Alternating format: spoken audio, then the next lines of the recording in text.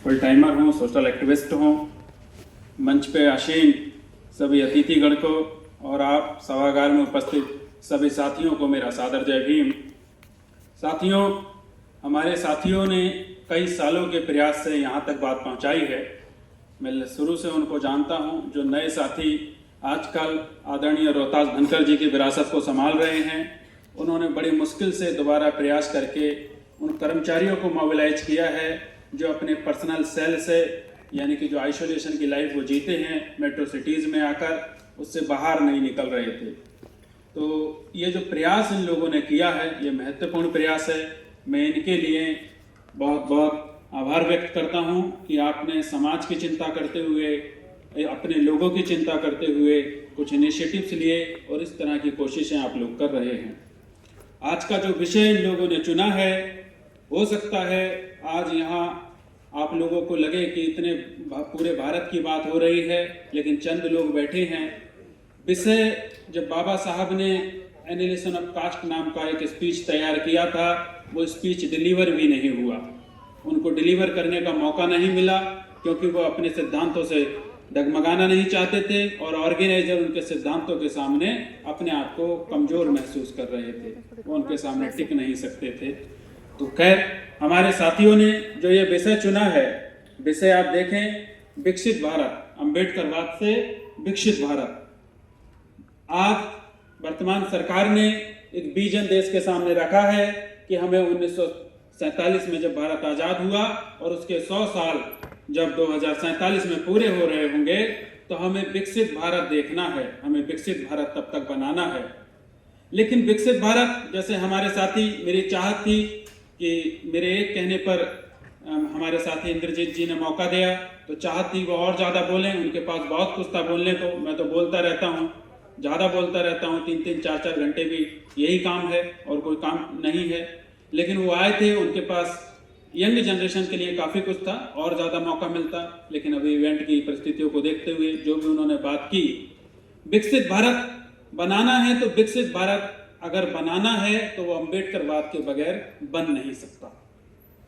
क्यों नहीं बन सकता? कि विकसित भारत के लिए जो मूलभूत सिद्धांत चाहिए, उन सिद्धांतों का जो स्थापना है वो बाबा साहब डॉक्टर भीमराव अम्बेडकर ने की है।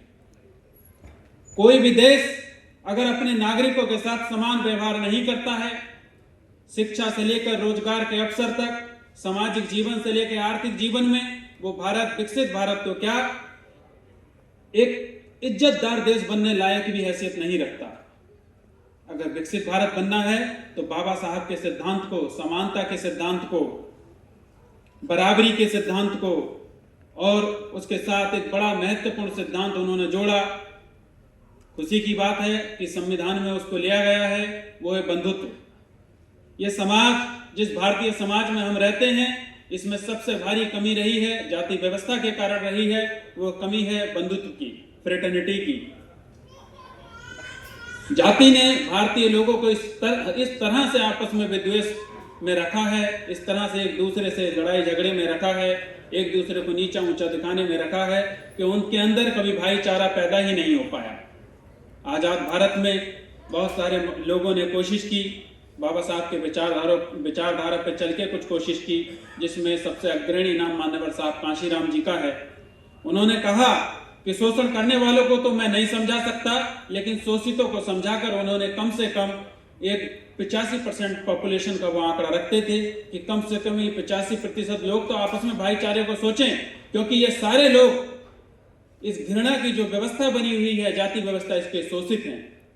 तो साथियों, हम लोगों को आज, क्योंकि SC/ST के लोग यहाँ पर हैं, OBC के लोग भी हो सकते हैं, आज नहीं भी होंगे इस एसोसिएशन में, क्योंकि कॉन्स्टिट्यूशनल वे में जो चला रहे हैं आप वो ठीक है, लेकिन समाज में हमें सारे शोषितों को, जिनको एक टर्म आजकल बहुत पॉपुलर है, लंबे समय से उसकी स्थापना ठीक से हो चुकी है, वो है बहुजन समाज। बहुजन समाज को कम से कम आपस में भाईचारा पैदा करना होगा, क्योंकि अगर विकसित भारत बनेगा तो सबसे पहले उनके कंधों पर जो वजन है, उसके आधार पर कुछ लोग उसकी घोषणा कर रहे हैं और उसके बिना बन नहीं सकता।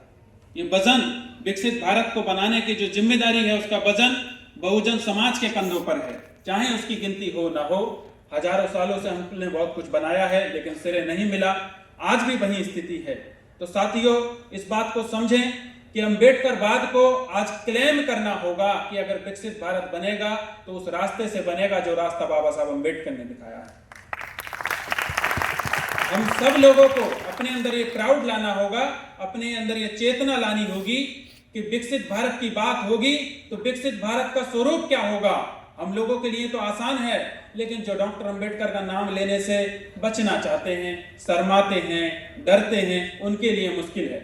हमारे लिए आसान है क्योंकि हम बाबा साहब अंबेडकर के रास्ते को अमल में लाते हैं, उसको अपना एक मार्ग मानकर, ये मानकर कि यही जीवन का मार्ग है, उस तरह से चलते हैं। तो हमारे लिए आसान है कि हम विकसित भारत जो वास्तव में होना चाहिए उसका सपना सरलता से देख लें, लेकिन जो केवल नाम लेकर चलना चाहते हैं उनके लिए मुश्किल है। फिर भी इस विरोधाभास के दौर में अम्बेडकरवादी लोगों को ये क्लेम करना चाहिए, मजबूती से क्लेम करना चाहिए कि विकसित भारत का रास्ता केवल और केवल अम्बेडकरवाद से होकर गुजरेगा।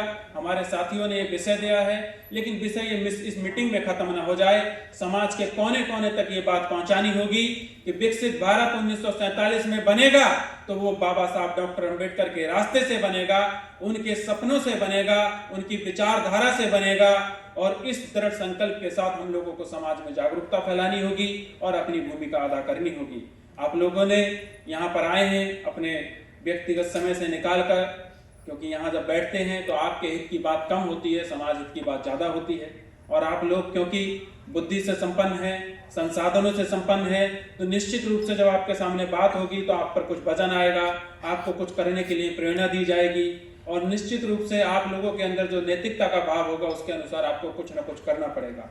तो आप यहाँ आए हैं, आपके ऊपर जो जिम्मेदारी है उसको ध्यान में रखते हुए समाज में जाएं, समाज को जागरूक करें। और आपके जो भाई बंधु जो इस ऐसे प्रोग्रामों में आने से बचते हैं, अपनी पहचान उजागर करने से बचते हैं, उनको बताइए कि आज हम बहुत आगे निकल चुके हैं। अब छुपने छुपाने का दौर नहीं है, बल्कि दावा ठोकने का दौर है कि हम ही इस देश के कर्ता धर्ता थे, हम ही इस देश की जिम्मेदारी उठाने वाले पहले थे। और आज भी अगर इस देश को दुनिया में सिरमौर बनाना है तो उसकी जिम्मेदारी भी हमारे कंधों पर है। और इस गर्व के साथ आगे बढ़िए। आप सभी का बहुत बहुत आभार। जय भीम, जय भारत।